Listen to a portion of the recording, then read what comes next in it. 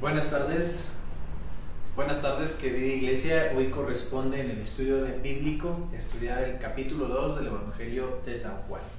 Sí, estuvimos viendo ya la semana pasada la conclusión del capítulo 1 y la antepasada la introducción en el capítulo 1, donde concluimos que el capítulo 1 es para empezar un hermoso himno de presentación, de exaltación, de glorificación de Jesucristo, poniéndolo como al nivel de Dios, poniéndolo como Dios aquí en la tierra. Entonces Juan tiene toda esta línea, ¿no? Va encaminando en toda esta dirección para instruir y enseñar a todo aquel que llegue a su evangelio en que Jesucristo es Dios encarnado, es el poder, la soberanía, la magnificencia, todo lo que es Dios, creador del cielo y la tierra, en la persona de Jesucristo. Pues bien, vamos a continuar ahora con el capítulo 2 del Evangelio de San Juan, una vez estudiado el capítulo 1, donde se nos adentra en todo lo que tiene planeado, por decirlo así, o en la intención del Evangelio. Y vamos a iniciar con una oración. ¿Sí? Vamos a poner este tiempo en manos de Dios para que su palabra no sea solamente un estudio sistemático, sino que también sea un estudio que hable a nuestro corazón y que podamos ponerlo por práctica, que se afirme nuestra fe, que el Espíritu Santo nos lleve a que nosotros tengamos una seguridad plena a través de este estudio bíblico a profundidad. Vamos a orar, perdón. Bendito Dios, gracias Padre porque eres bueno con nosotros, gracias por tu bondad y tu misericordia, gracias porque no nos dejas ni un solo momento, gracias porque vemos tu mano fiel y poderosa. Te rogamos en esta tarde, Señor, que tu palabra haga eco en nuestro corazón y nos permita, Señor, con la obra de tu Espíritu Santo, ser llevados a ponerla por práctica en todo lugar donde andemos. En el nombre de Cristo Jesús, humildemente te lo rogamos. Amén y amén. Muy bien, hermanos. Capítulo 2, Evangelio de San Juan. Le voy a dar lectura. Tengo yo aquí en mis manos la Biblia Reina Valera revisada. Este es la versión que voy a estar usando, ¿sí? No tiene mucha diferencia con la Reina Valera 60. Es muy chiquita la diferencia, pero por si la notan, no es que yo esté diciendo otras palabras o me esté equivocando, es simplemente que tengo una versión ligeramente distinta. Comienzo con el título, Las bodas de Caná. Al tercer día se hicieron unas bodas en Caná de Galilea y estaba ahí la madre de Jesús, y fueron también invitados a las bodas Jesús y sus discípulos. Y faltando el vino, la madre de Jesús le dijo: no tienen vino. Jesús le dijo: ¿qué tienes conmigo, mujer? Aún no ha venido mi hora. Su madre dijo a los que servían: haced todo lo que os dijere. Y estaban allí 6 tinajas de piedra para agua, conforme al rito de la purificación de los judíos, en cada una de las cuales cabían 2 o 3 cántaros. Jesús les dijo: llenad estas tinajas de agua. Y las llenaron hasta arriba. Entonces les dijo: sacad ahora y llevadlo al maestresala. Y se lo llevaron. Cuando el maestresala probó el agua hecha vino, sin saber él de dónde era, aunque lo sabían los sirvientes que habían sacado el agua, llamó al esposo y le dijo: todo hombre sirve primero el buen vino, y cuando ya han bebido mucho, entonces el inferior. Mas tú has reservado el buen vino hasta ahora. Este principio de señales hizo Jesús en Caná de Galilea, y manifestó su gloria, y sus discípulos creyeron en él. Después de esto, descendieron a Capernaum, él, su madre, sus hermanos y sus discípulos, y estuvieron ahí no muchos días. Luego comienza la siguiente perícope con el título: Jesús purifica el templo.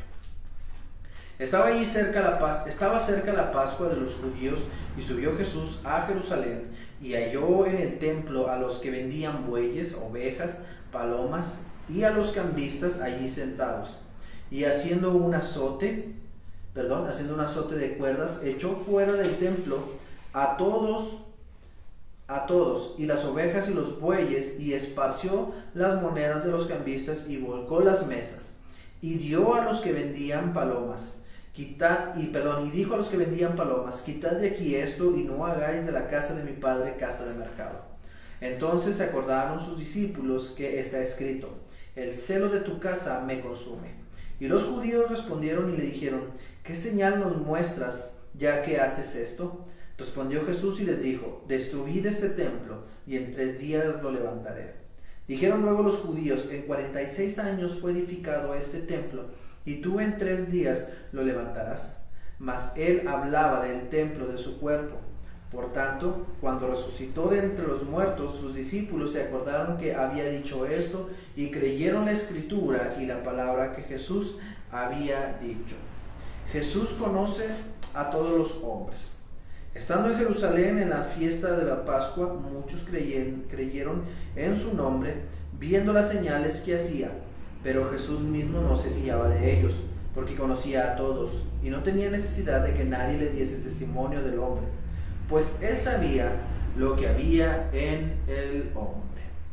Muy bien, hasta ahí le hemos leído por completo el capítulo 2 del Evangelio de San Juan. Repito, hasta ahí hemos leído por completo el capítulo 2 del Evangelio de San Juan. ¿De qué va este capítulo 2 del Evangelio de San Juan? Lo primero que encontramos es, como ya se nos ha dicho antes, o como siempre se le ha catalogado a esta primera señal, el inicio del ministerio de Jesucristo con el primer milagro, o como los menciona el evangelista Juan, la primer señal. Permítanme un poquito, mis hermanos.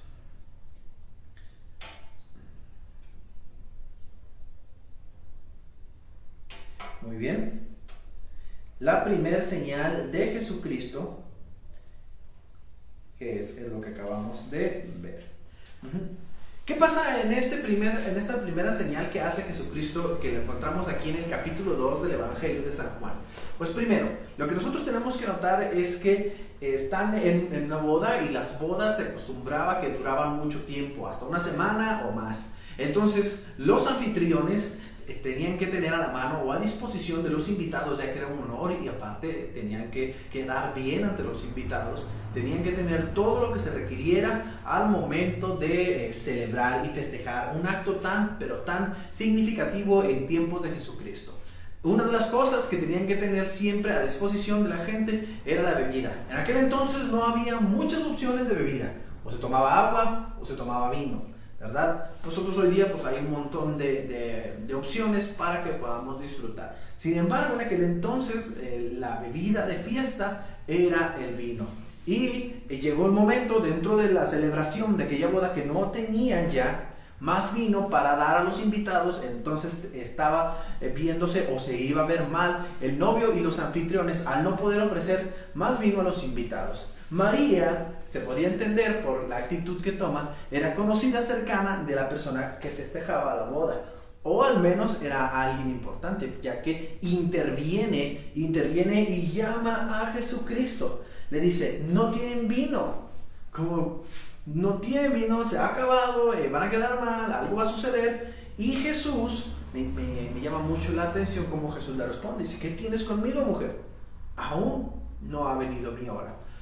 ¿A qué se refería? Bueno, si algo hemos visto a través del estudio en los evangelios es que Jesús tenía bien claro qué cosas tenía que hacer para llegar a cumplir el propósito con el cual había descendido de los cielos, por el cual había encarnado. Nosotros lo vimos, por ejemplo, en el Evangelio de Mateo, cuando lo estuvimos estudiando el año pasado, sobre todo en la parte de la última semana de Jesucristo en la tierra, cómo todo tenía un plan ordenado y estratégicamente diseñado para que tal día, en tal momento, a tal hora, durante tal situación, pasara lo que tenía que pasar, que llevara a Jesucristo hasta la cruz del Calvario. Desde el momento en el que, por ejemplo, avisa a sus discípulos que tiene que ir a Jerusalén para ser entregado, y empieza a anunciar precisamente su muerte, hasta la entrada triunfal, y de la entrada triunfal día con día de la última semana, que nosotros conocemos como Semana Mayor o Semana Santa. Todo tiene un plan perfectamente bien marcado, y parece que para ese entonces todavía Jesucristo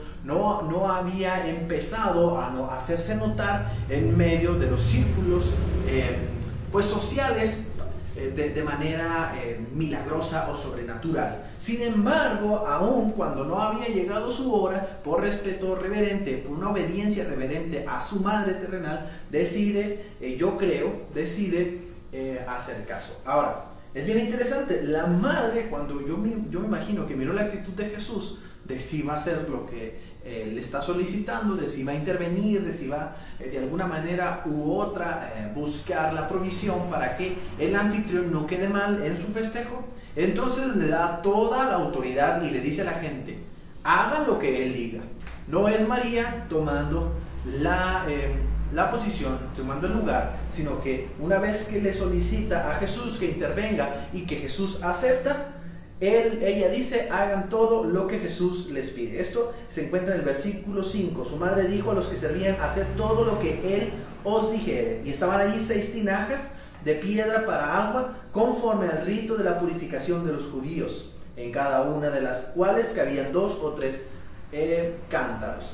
¿Cuál era ese rito de purificación de los judíos? Si ustedes recuerdan, también los evangelios nos dan luz respecto a esto. Nos avisan, disculpen, hermanos. Una disculpa, perdón. Nos avisan cómo es que esto se llevaba a cabo. Si ustedes recuerdan, hubo un momento en que los fariseos se enojan con Jesús porque sus discípulos no estaban lavándose las manos antes de comer. Tenían por costumbre que para estarse constantemente purificando, debido a que en las diversas actividades del día podían ellos contaminarse, estaban siempre yendo a buscar agua para purificarse, para lavarse, para quitarse toda impureza, para quitar toda cosa que no agrada a Dios. Esto de manera simbólica por las ordenanzas de la ley. Así es que era normal que los judíos tuvieran grandes espacios para almacenar mucha agua, y sobre todo era normal que tuvieran mucha agua cercana, porque sobre todo en este contexto sería normal que este judío en particular tuviera mucha agua cerca, porque tenía mucha gente en su propiedad durante su festejo. Entonces había 3 recipientes grandes a los que les cabían, 6 recipientes grandes, dice el versículo 6, y estaban ahí 6 tinajas de piedra. Confundí los números. Había 6 recipientes a los que cada uno le cabían 3 cántaros de agua. Era mucha agua para que la gente se pudiera estar purificando constantemente. Como lo dice el versículo a continuación, conforme al rito de purificación de los judíos, en cada una de las cuales cabían los 3 cántaros. Jesús les dijo: llenen estas tinajas de agua. Y dice que las llenaron hasta el tope, hasta arriba. Y hace el milagro. Una vez que los llenan, les dice: sáquenlas ahora y llévenlas al maestrásela, un maestro. Y se los llevaron. Cuando el maestrásela probó el agua hecha vino, sin saber él de dónde era, aunque lo sabían los sirvientes que habían sacado el agua, llamó al esposo. Hasta ahí. Jesús no hace una señal que sea muy vistosa, no hace una señal para que todos la admiren y la observen. Sin embargo, tanto sus discípulos como los sirvientes son testigos de lo que está sucediendo.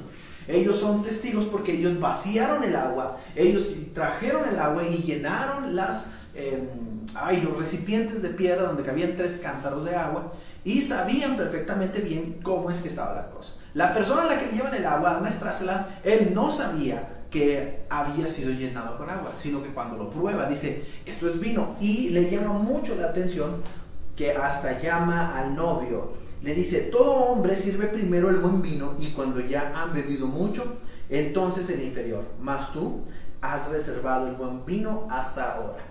¿Por qué el evangelista Juan toma este acontecimiento tan peculiar, que por cierto no viene en ninguno de los otros evangelios, para empezar a mencionar el ministerio de Jesucristo?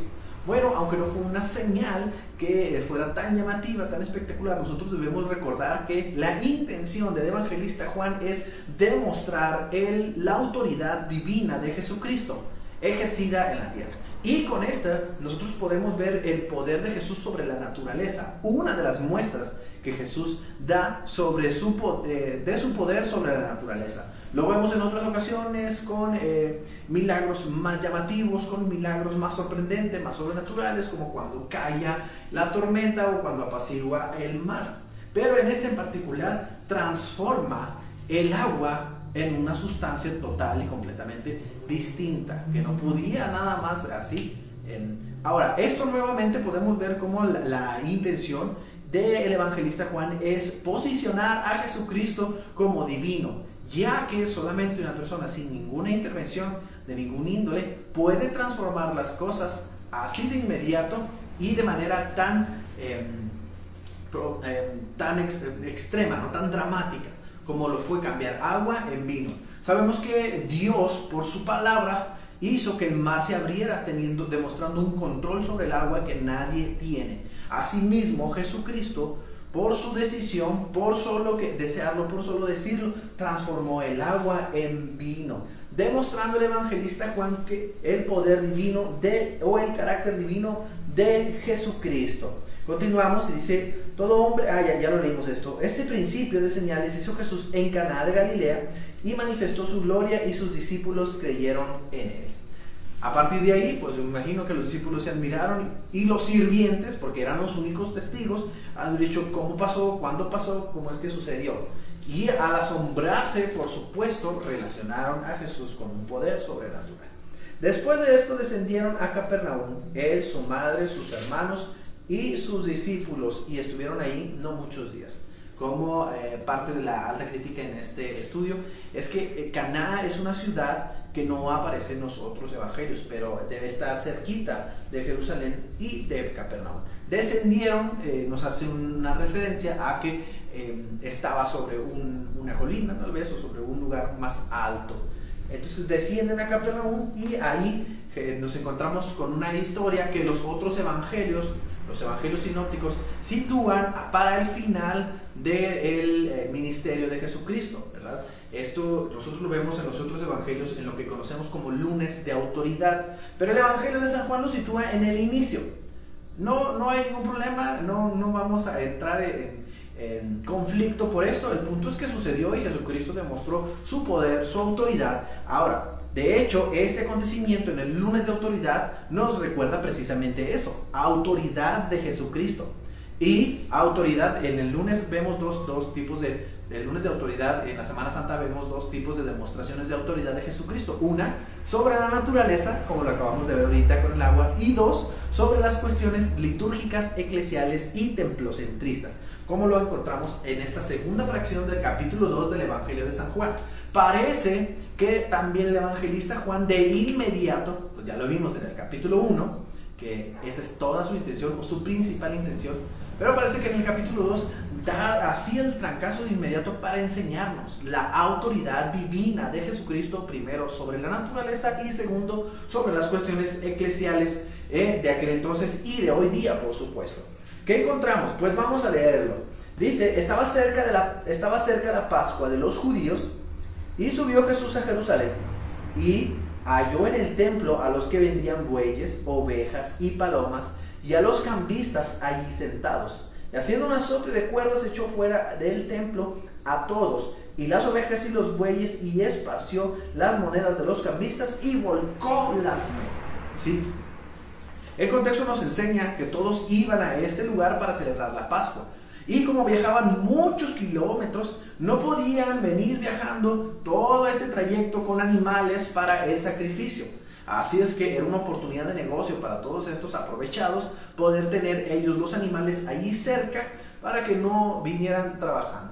Algunos lo miraban también como un beneficio para no traer todo ese animal, no venir alimentándolo, no venir batallando ni sufriendo, y al llegar a la ciudad poder adquirir animales que se ofrecieran en el sacrificio que se ofrece en el templo, ¿no? Pero el problema aquí es que las personas estaban en el templo, pudiendo estar alrededor o en sus hogares o en alguna otra zona de la ciudad, sino que estaban exactamente en el templo y habían desvirtuado todo lo relacionado con los rituales ceremoniales de aquel entonces, que tenían un significado muy profundo que trasciende hasta el sacrificio de Jesucristo. Sin los rituales que Dios, Jehová, le pide al pueblo judío, nunca habrían entendido, hasta hoy día muchos no lo han entendido, pero nunca habríamos entendido el significado de la entrega de Jesús, ya que esto nos da luz, son una imagen. Bien, estaba todo diseñado, era tan solemne, era tan santo y se había desvirtuado por la codicia y la maldad del corazón de unos cuantos que miraban en el mandamiento de Dios una oportunidad para adquirir unos cuantos pesos o muchos pesos, ¿verdad? Cada Pascua hacían esto y lo aprovechaban muy bien para obtener ellos sus ganancias. Jesús puede entender y ver esta situación e identifica la codicia en las personas y decide echarlos fuera. Todos sabemos que Jesús se enojó. No nos gusta a veces pensar en un Jesús que se enoja, no nos gusta a veces pensar en un Jesús que puede irritarse y castigarnos y puede, pues hasta cierto punto, lastimarnos ¿sí? Hasta como en el hecho de que tome un látigo, tal vez no dice ahí que se los descontó a todos, pero que haya agarrado las mesas de los negocios de los trabajadores y las haya volteado. Eso sí puede significar un problema de agresión, o tal vez se haya lastimado a alguien. El punto aquí es que la gente sabía que estaba haciendo mal porque lo hacía por codicia. Quiero continuar. Una vez que da con el látigo y que voltea las mesas, les dice: quitad de aquí esto y no hagáis de la casa de mi padre casa de mercado. La casa del Señor, como lo dicen otros evangelios, es de oración, es para adorar, es para bendecirnos en la presencia de Dios y para bendecir y exaltar el nombre de Jehová. Así es que los exhortan. Si ustedes han venido con otra intención, ustedes han venido con otros planes y ha dominado en su corazón la codicia y la maldad antes que el amor y el deseo de encontrarse con Dios a través de estos elementos que Él ha preparado. Y se acordaron sus discípulos: el celo de tu casa me consume. Y los judíos le respondieron: ¿qué señal nos muestras ya que haces esto? Primero, los judíos, como buenos conocedores de la palabra de Dios, al menos los discípulos, empiezan también a identificar, pues ya lo habían hecho con las señales, empiezan también a identificar a Jesucristo con algún profeta, con Dios, con una manifestación, por supuesto, de poder divino, diciendo: oh, pues por eso, que está escrito sobre el Mesías, está escrito sobre el Cristo, como ya lo había hecho Natanael, ya le había reconocido: tú eres el Cristo, el Hijo de Dios. También aquí empiezan a ver las acciones de Jesucristo como una manera de identificarlo con el Cristo, con el Mesías. Luego los judíos le empiezan a preguntar: ¿qué señal nos muestras ya que haces esto? Y Jesús les responde de una manera muy interesante. Dice: destruyan este templo y yo lo edificaré en 3 días. Juan nos da la respuesta. No tenemos nosotros que andar indagando tanto. En los versículos siguientes Juan nos da la respuesta a qué se refiere Jesucristo, diciendo que su cuerpo es un templo donde habita la presencia de Dios. Y ese cuerpo lo van a destruir, pero Él, por poder divino, lo va a volver a edificar en el 3er día, como manera de anunciamiento de su muerte y de su resurrección, y una manera de demostrar todo su poderío como Dios aquí en la tierra. La gente luego empieza a pensar de manera lógica. Ahora, vamos a ver en varias ocasiones durante este evangelio algunas cuestiones similares a esta. Juan, el evangelista Juan, parece que confronta a las personas que quieren guiarse por la lógica, que quieren guiarse por lo literal, que quieren guiarse por lo tangible. Y es que debemos recordar que este evangelio tiene mucha filosofía porque también fue escrito para los griegos, y los griegos pues así se manejaban: lógica, razón, en todas las cuestiones. No está peleada la razón con la espiritualidad o con la teología. Sin embargo, nosotros debemos a veces razonar en el hecho de que no todas las cuestiones de parte de Dios se pueden interpretar de manera literal o se pueden resolver con pensamientos meramente lógicos, ¿sí? En este caso, ellos le dicen: lo que tú dices es ilógico, por decirlo así. No puedes de ninguna manera, no hay forma de que tú puedas construir este templo, si lo derribamos, en 3 días, porque tardaron 46 años. Y cabe destacar que para ese entonces el templo no estaba plenamente construido, tenía algunos detalles que tenían que ser resueltos. Nuevamente vamos a ver esta situación en el capítulo 3 con Nicodemo. Les voy adelantando un poquito de lo que será el siguiente capítulo. Juan confronta la lógica con lo sobrenatural y divino de Jesús. Desde el momento en que dice que Dios, o toda la palabra de Dios, es encarnada en la persona de Jesucristo, ya está haciendo esto y confrontando la filosofía griega y confrontándonos también a nosotros en la contemporaneidad, porque es difícil a veces comprender todos los misterios teológicos de Dios que se describen en la palabra. Una vez que le explican y dicen: no puede ser posible que tú hagas esto, Juan nos recuerda que esto lo dice por su persona, por su muerte, por su resurrección, y dice que los discípulos entendieron esto hasta que esto sucedió. Entendieron esta señal, esta palabra, hasta que Jesús resucita. Y por último, la última fracción de este capítulo 2 del Evangelio de San Juan, dice: Jesús conoce a todos los hombres. Dicen los versículos del 23 al 25. Estando en Jerusalén, en la fiesta de la Pascua, muchos creyeron en su nombre, viendo las señales que hacía, pero Jesús mismo no se fiaba de ellos, porque conocía a todos, y no tenía necesidad de que nadie le diese testimonio del hombre, pues él sabía lo que había en el hombre.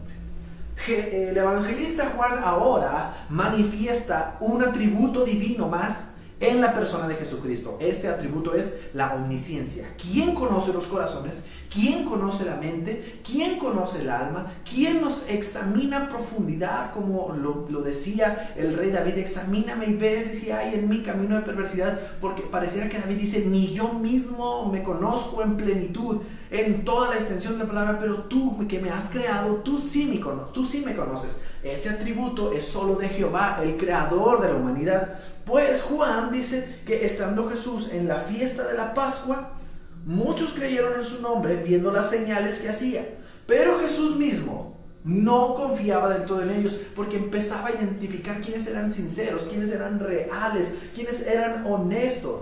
Él conocía a todos y no tenía necesidad de que nadie le diese testimonio de hombre, pues él sabía lo que había en el corazón y en la mente de las personas. Ahora, este es un atributo divino eterno. Nunca mengua, nunca cambia, nunca se transforma. Por lo cual quiere decir, aprovecho para contemporaneizarlo, que Jesús nos conoce, hermanos. Él sabe que hay en nuestro corazón, Él sabe que hay en nuestra mente. Él sabe si, como en las personas que estaban en el templo, hay codicia en nuestro corazón y en nuestra mente, si vamos al templo con la intención de obtener otras cosas que no tienen ninguna relación con la fe o con la vida espiritual, si solamente vamos como una manera de socializar, una manera de convivir y no de buscar a Dios, si solamente vamos como una manera de buscar una novia, una pareja, si solamente vamos para adquirir algún beneficio económico o material, si solamente vamos para aparentar que somos buenos tipos, buenas personas, buenos hombres, buenas mujeres, el Señor Jesucristo, nuestro buen Padre Celestial, el Creador de todos, Él nos conoce y sabe que hay en nuestro corazón. Por lo cual, pues aprovecho y hago un llamado a mis hermanos para que nosotros entreguemos nuestra vida en totalidad a Dios. Y bien, hermanos, hasta ahí el estudio del capítulo 2. El capítulo 2 es un capítulo corto que sigue la línea de glorificar a Jesucristo, poniéndolo en el lugar o al nivel de Dios Padre, diciendo: son el mismo. Esto lo vamos a seguir viendo en todo el Evangelio de San Juan, al grado de que vemos palabras de Jesucristo que dicen: yo y el Padre uno somos. Concluimos, pero no sin antes la tareita, que por cierto aprovecho y exhibo públicamente mi reclamo, hermanos. Nadie me hizo llegar una tarea del estudio anterior. Recibí 0 tareas. La tarea para este estudio, para profundizar un poquito más, es contestar las preguntas que están publicadas ahí en la página de Facebook, donde está la invitación. Usted va a la página de Facebook Templo Metodista Jesús de Nazaret y ahí vienen una buena cantidad de preguntas.